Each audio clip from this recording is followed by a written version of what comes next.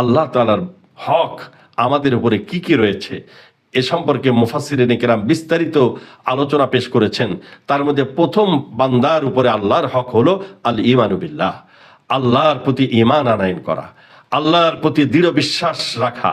দ্বিতীয় নম্বর হক হলো আল ইহতিরাজু আনিশ শিরক, যত প্রকারের শিরক আছে, শিরকে জলি হোক, শিরকে খফি হোক, বড় বড় শিরিক, সূক্ষ্ম শিরিক, কথাবার্তার মধ্যে অনেক সময় আমরা শিরিক মানে শিরকি কথা বলে থাকি, অনেক সময় আল্লাহর গুণবাচক নামের ব্যাপারে আমরা শিরিকের পন্থা অবলম্বন করে থাকি।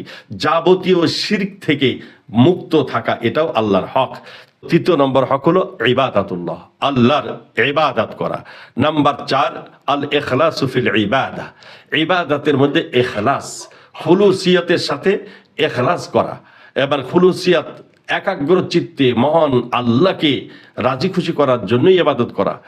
নাম্বার 5 নম্বর হক হলো খাউফুল্লাহ, আল্লাহর ভয়, অন্তরে সদা সর্বদা অন্তরে আল্লাহর ভয় ভীতি অন্তরে রাখা। যে নাম্বার 6 রেজা বিল কাজা, আল্লাহর ফায়সালার উপরে রাজি থাকা, আল্লাহ তাআলা বান্দার জন্য যে ফায়সালা করবেন এই ফায়সালার প্রতি সন্তুষ্ট থাকা। নাম্বার 7 আত-তাওবাতু ওয়াল ইস্তিগফারু লিল্লাহ, আল্লাহর জন্য আল্লাহর কাছে তওবা, আল্লাহর কাছে ইস্তিগফার করা, মাঝে একটু গুনাহ হয়ে গেলে মুহূর্তের মধ্যে আল্লাহর কাছে ইস্তিগফার করা, আস্তাগফিরুল্লাহাল্লাযী লা ইলাহা ইল্লা হুয়াল হাইয়ুল কাইয়্যুম রব্বিগফির ওয়ারহাম ওয়া আনতা খায়রুর রাহিমিন, এভাবে আল্লাহর কাছে ক্ষমা প্রার্থনা করা।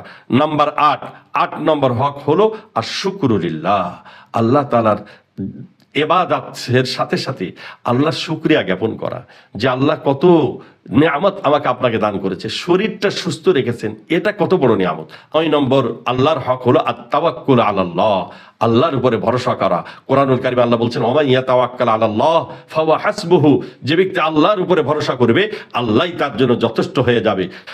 10 নম্বর আল্লাহর হক হলো আল মুদাওয়ামাতু ফি যিকরিল্লাহ, সদা সর্বদা আল্লাহর জিকিরের মধ্যে নিজের জীবন কাটানো, হাঁটতে চলতে ফিরতে নিজের জবানের মধ্যে জিকির থাকবে।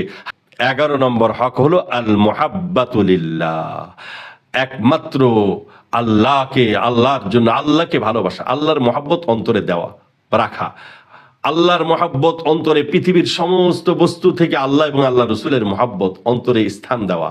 সেজন্য নবীজি দোয়া শিক্ষা দিয়েছেন, নিজে দোয়া করতেন, আল্লাহুম্মা ইন্নী আসআলুকা হুব্বাকা ওয়া হুব্বা মান ইউহিব্বুকা ওয়া হুব্বা আমালি ইউকাররিবুনা ইলা হুব্বিক, আয় আল্লাহ তোমার মহব্বত কামনা করি, আল্লাহ তোমার মহব্বত আমাদের অন্তরে দাও এবং ওই সমস্ত ব্যক্তিদের মহব্বতও আমাদের অন্তরে দাও যারা তোমাকে ভালোবাসে।